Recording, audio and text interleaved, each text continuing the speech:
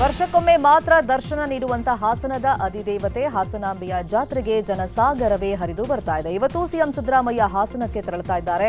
ಹಾಸನಾಂಬೆ ದೇವಿ ದರ್ಶನವನ್ನ ಪಡೆಯಲಿದ್ದಾರೆ. ಸಿಎಂಗೆ ಹಲವು ಸಚಿವರು, ಶಾಸಕರು ಸಾಥ್ ನೀಡಲಿದ್ದಾರೆ. ಶುಕ್ರವಾರದಿಂದ ಭಕ್ತರ ಸಂಖ್ಯೆ ಭಾರೀ ಪ್ರಮಾಣದಲ್ಲಿ ಹೆಚ್ಚಾಗಲಿದೆ. ಹಾಸನದ ಅಧಿದೇವತೆ ಹಾಸನಾಂಬೆ ದರ್ಶನಕ್ಕೆ ನಿತ್ಯ ಜನಸಾಗರ ಹರಿದು ಬರ್ತಾ ಇದೆ. ನಿನ್ನೆ ಸಂಜೆ ಡಿಸಿಎಂ ಡಿಕೆ ಶಿವಕುಮಾರ್ ಕುಟುಂಬದವರ ಜೊತೆ ದೇವಿಯ ದರ್ಶನವನ್ನ ಪಡೆದಿದ್ದಾರೆ. ಡಿಕೆಶಿ ಕುಟುಂಬಕ್ಕೆ ಹಾಸನ ಜಿಲ್ಲಾಡಳಿತ ಪೂರ್ಣಕುಂಭ ಸ್ವಾಗತವನ್ನ ಕೋರಿತು. ಡಿಕೆಶಿ ಕುಟುಂಬಕ್ಕೆ ಜಿಲ್ಲಾ ಉಸ್ತುವಾರಿ ಸಚಿವ ಕೃಷ್ಣ ಬೈರೇಗೌಡ, ಸಂಸದ ಶ್ರೇಯಸ್ ಪಟೇಲ್, ಶಾಸಕ ಶಿವಲಿಂಗೇಗೌಡ ಮತ್ತು ಅಧಿಕಾರಿಗಳು ಭವ್ಯ ಸ್ವಾಗತವನ್ನ ಕೋರಿದರು. ಇವತ್ತು ಕೊಪ್ಪಳ ಜಿಲ್ಲೆಗೆ ಕೇಂದ್ರ ಸಚಿವೆ ನಿರ್ಮಲಾ ಸೀತಾರಾಮನ್ ಆಗಮಿಸಲಿದ್ದಾರೆ. ಕೃಷಿ ಸಂಸ್ಕರಣಾ ತರಬೇತಿ ಕೇಂದ್ರ ಹಾಗೂ ಸಾಮಾನ್ಯ ಸೌಲಭ್ಯ ಕೇಂದ್ರ ಮತ್ತು ಅಕ್ಕಿ ಸಂಸ್ಕರಣಾ ಕೇಂದ್ರವನ್ನು ಅವರು ಉದ್ಘಾಟನೆಯನ್ನ ಮಾಡಲಿದ್ದಾರೆ. ಮೆಟಗಲ್ ಚಿಲವಾಡಗಿಗೆ ಆಗಮಿಸಿರುವಂತಹ ನಿರ್ಮಲಾ ಸೀತಾರಾಮನ್ 2 ಕೇಂದ್ರಗಳನ್ನು ಉದ್ಘಾಟನೆ ಮಾಡಲಿದ್ದಾರೆ.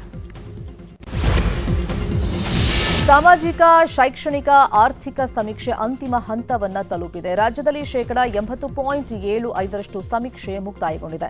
14 ಜಿಲ್ಲೆಗಳಲ್ಲಿ 80ಕ್ಕಿಂತ ಕಡಿಮೆ ಸಮೀಕ್ಷೆಯಾಗಿದೆ. ಸಮೀಕ್ಷೆಯಲ್ಲಿ ರಾಜ್ಯದಲ್ಲಿ ಅತಿ ಹೆಚ್ಚು ಪ್ರಗತಿ ಸಾಧಿಸಿರುವಂತಹ ಜಿಲ್ಲೆ ಚಿಕ್ಕಮಗಳೂರು. ಈವರೆಗೂ ಚಿಕ್ಕಮಗಳೂರಿನಲ್ಲಿ 91.92% ಸಮೀಕ್ಷೆ ಮುಕ್ತಾಯವಾಗಿದೆ.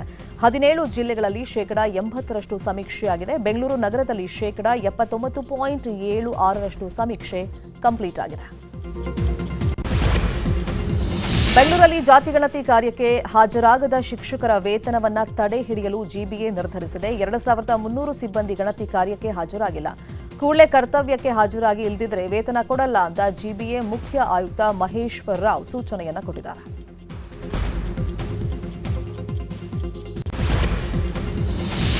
ಸಾರಿಗೆ ನೌಕರರ ಉಪವಾಸ ಸತ್ಯಾಗ್ರಹ ಮುಂದೂಡಿಕೆಯಾಗಿದೆ. ಕೆಎಸ್ಆರ್ಟಿಸಿ ನೀಡಿದ ಭರವಸೆ ಈಡೇರಿಲ್ಲ ಅಂತ ನಾಳೆಯಿಂದ ಸಾರಿಗೆ ನೌಕರರ ಜಂಟಿ ಕ್ರಿಯಾ ಸಮಿತಿ ಸತ್ಯಾಗ್ರಹಕ್ಕೆ ಕರೆಯನ್ನ ಕೊಟ್ಟಿತ್ತು. ಆದರೆ ಕೆಎಸ್ಆರ್ಟಿಸಿ ಎಂಡಿ ಪತ್ರ ಬರೆದಿರುವಂತಹ ಹಿನ್ನೆಲೆಯಲ್ಲಿ ಉಪವಾಸ ಸತ್ಯಾಗ್ರಹ ಮುಂದೂಡಿಕೆಯಾಗಿದೆ. ನೌಕರರ ಬೇಡಿಕೆಯನ್ನು ಸಿಎಂ ಗಮನಕ್ಕೆ ತರಲಾಗಿದೆ ಅಂತ ಪತ್ರದಲ್ಲಿ ಉಲ್ಲೇಖವನ್ನ ಮಾಡಲಾಗಿದೆ.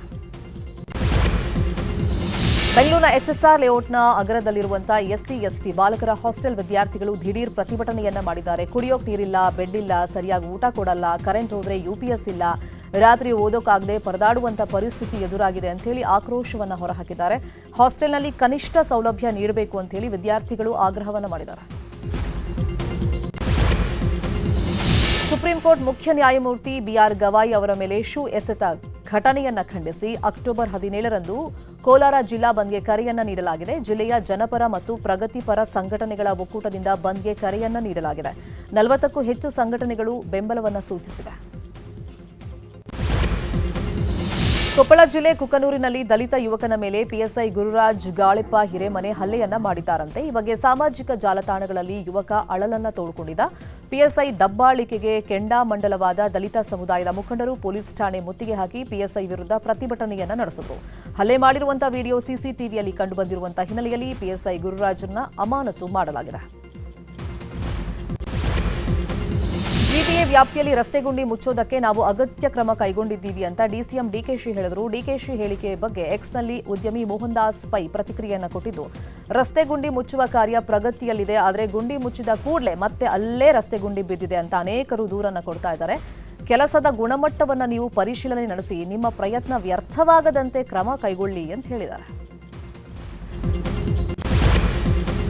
ರೇಣುಕಾಸ್ವಾಮಿ ಕೊಲೆ ಕೇಸಲ್ಲಿ ಜೈಲಲ್ಲಿರುವಂತಹ ನಟ ದರ್ಶನ್ ಕನಿಷ್ಠ ಸೌಲಭ್ಯಗಳನ್ನೂ ನೀಡ್ತಿಲ್ಲ ಅಂತ ಕೋರ್ಟ್ ಮೆಟ್ಲನ್ನ ಹತ್ತಿದ್ರು. ಈ ಬೆನ್ನಲ್ಲೇ ಪರಪ್ಪನ ಅಗ್ರಹಾರ ಜೈಲಿಗೆ ಕಾನೂನು ಸೇವಾ ಪ್ರಾಧಿಕಾರದ ತಂಡ ಭೇಟಿ ನೀಡಿ ಪರಿಶೀಲನೆಯನ್ನ ನಡೆಸಿದೆ. ಜೈಲಾಧಿಕಾರಿಗಳು ಸಿಬ್ಬಂದಿಯನ್ನ ಹೊರಕಳಿಸಿ ದರ್ಶನ್ ಇದ್ದ ಕ್ವಾರಂಟೈನ್ ಸೆಲ್ ಬ್ಯಾರಕ್ ಚೆಕ್ ಮಾಡಲಾಗಿದೆ. ಅಲ್ಲದೆ ದರ್ಶನ್ ಮತ್ತು ಅವರ ಜೊತೆಗಿದ್ದವರ ಹೇಳಿಕೆಯನ್ನ ಪಡೆದಿದ್ದು ಅಕ್ಟೋಬರ್ 18ರ ಒಳಗೆ ಕೋರ್ಟ್ಗೆ ವರದಿ ಸಲ್ಲಿಕೆಯನ್ನ ಮಾಡ್ತಾರೆ.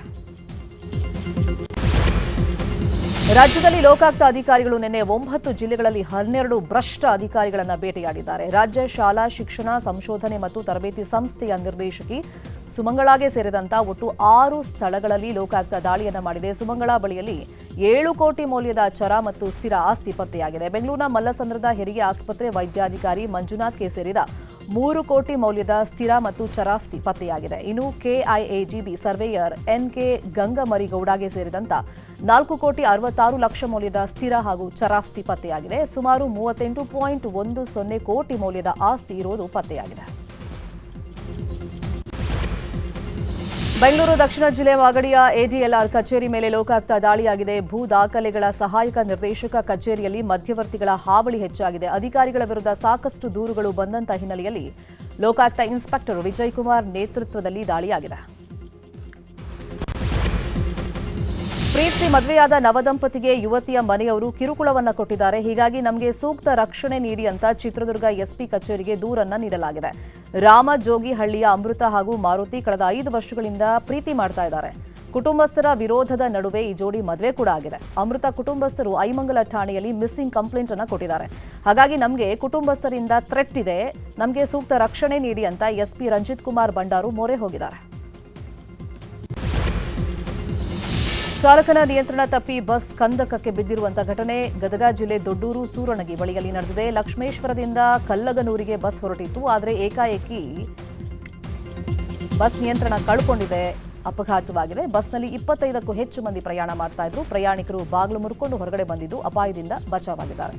ಗಾಯಾಳುಗಳನ್ನು ಆಸ್ಪತ್ರೆಗೆ ದಾಖಲಿಸಿ ಚಿಕಿತ್ಸೆಯನ್ನ ನೀಡಲಾಗ್ತಾ ಇದೆ. ಮಲೆಮಹದೇಶ್ವರ ವನ್ಯಧಾಮದಲ್ಲಿ ಹುಲಿ ಹತ್ಯೆ ಪ್ರಕರಣದಲ್ಲಿ ಹಸುವಿನ ಮಾಲೀಕ ಚಂದು ಕೊನೆಗೂ ಸಿಕ್ಬಿದ್ದಿದ್ದಾನೆ. ಹುಲಿ ಹಸುವನ್ನ ಕೊಂದಿದ್ದಕ್ಕಾಗಿ ಪ್ರತೀಕಾರವಾಗಿ ಹುಲಿಗೆ ವಿಷಪ್ರಾಶನವನ್ನ ಮಾಡಲಾಗಿತ್ತು. ಈ ಪ್ರಕರಣ ಸಂಬಂಧ ಪಚ್ಚಮಲ್ಲು, ಗಣೇಶ್, ಶಂಪು, ಸಿದ್ದು ಅನ್ನೋರನ್ನ ಬಂಧಿಸಲಾಗಿದ್ದು ಬಂಧಿತರ ಸಂಖ್ಯೆ 5ಕ್ಕೆ ಏರಿಕೆಯಾಗಿದೆ. ಚಂದು, ಅಭಿಷೇಕ್ ಎಂಬ ಆರೋಪಿಗಳನ್ನು ಕರೆತಂದು ಸ್ಥಳ ಮಹಜರನ್ನ ನಡೆಸಲಾಗಿದ್ದು ಈ ಪ್ರಕರಣದ ಮತ್ತೊಬ್ಬ ಆರೋಪಿ ಗೋವಿಂದನ ಪತ್ತೆಗೆ ಬಲೆಯನ್ನ ಬೀಸಲಾಗಿದೆ. ಭಾರತ ಮತ್ತು ಪಾಕ್ ನಡುವಿನ ಯುದ್ಧ ನಿಲ್ಲಿಸಿದ್ದು ನಾನೇ ಅಂತ ಟ್ರಂಪ್ ಪುನರ್ ಉಚ್ಚರಿಸಿದ್ದಾರೆ. ನಿನ್ನೆ ಅಮೆರಿಕ ಅರ್ಜೆಂಟೀನಾ ನಡುವಿನ ದ್ವಿಪಕ್ಷೀಯ ಸಭೆ ಬಳಿಕ ಸುದ್ದಿಗಾರರನ್ನು ಉದ್ದೇಶಿಸಿ ಮಾತನಾಡಿದ ಅವರು ಪಾಕ್ ಮತ್ತು ಭಾರತದ ನಡುವಿನ ಸಮಸ್ಯೆಯನ್ನ ನಾನೇ ಬಗೆಹರಿಸಿದ್ದು ಅಂತ ಹೇಳಿದ್ದಾರೆ. ಇಂದಿನಿಂದ ಭಾರತೀಯ ಅಂಚೆ ಇಲಾಖೆಯ ಅಮೆರಿಕಕ್ಕೆ ಎಲ್ಲಾ ರೀತಿಯ ಅಂಚೆ ಸೇವೆಗಳನ್ನು ಪುನರ್ ಆರಂಭಿಸಲು ನಿರ್ಧಾರವನ್ನು ಮಾಡಿದೆ. ಅಮೆರಿಕದ ಹೊಸ ಕಸ್ಟಮ್ಸ್ ನಿಯಮಗಳ ಅಡಿಯಲ್ಲಿ ಈ ಸೇವೆಗಳು ಮತ್ತೆ ಆರಂಭವಾಗ್ತಾ ಇದೆ. ಭಾರತದಿಂದ ಅಮೆರಿಕಾಗೆ ಕಳಿಸುವಂತಹ ಅಂಚೆ ಸರಕುಗಳ ಮೇಲೆ ಘೋಷಿತ ಮೌಲ್ಯದ ಮೇಲೆ 50% ಕಸ್ಟಮ್ಸ್ ಸುಂಕ ಅನ್ವಯವಾಗಲಿದೆ.